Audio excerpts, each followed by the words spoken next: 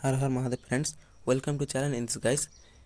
এই ভিডিওটি বানানোর উদ্দেশ্য হচ্ছে যে নেগেটিভ একটি চিন্তা, যে আমাদের যারা নেগেটিভ চিন্তা করে তাদের মনে নানা রকম বিকার সৃষ্টি করে এবং তাদের মনকে নানা রকমভাবে অ্যাটাক করে।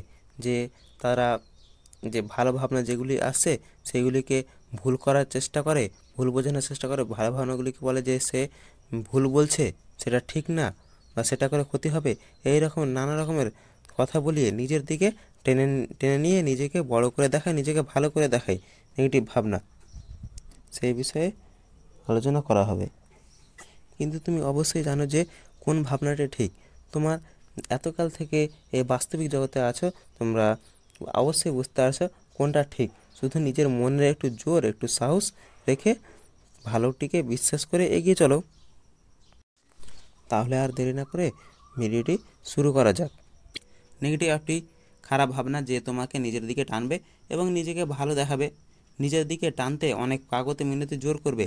যেমন একজন খারাপ ব্যক্তি ভালো কোনো ব্যক্তিকে খারাপের পথে ঠেলে দেওয়ার জন্য অনেক কাগজে মিনতি করে ডাকে, কিন্তু একজন ভালো ব্যক্তি যে তোমাকে ভালো পথে ঠেলে দেবে সে তো কখনও তোমাকে জোর করে না বা কাকুতি মিনতি করে নিজের দিকে টানে না।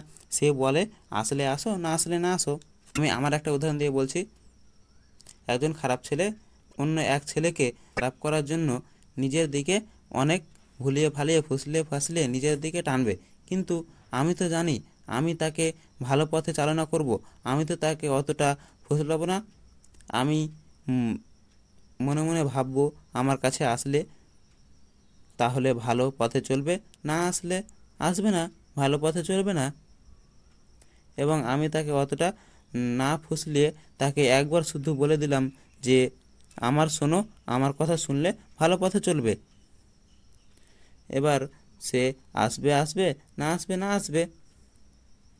কিন্তু খারাপ যে ছেলেটি, সে আমার ব্যাপারে অনেক খারাপ খারাপ কথা বলে তাকে ভোলানোর চেষ্টা তো করবেই।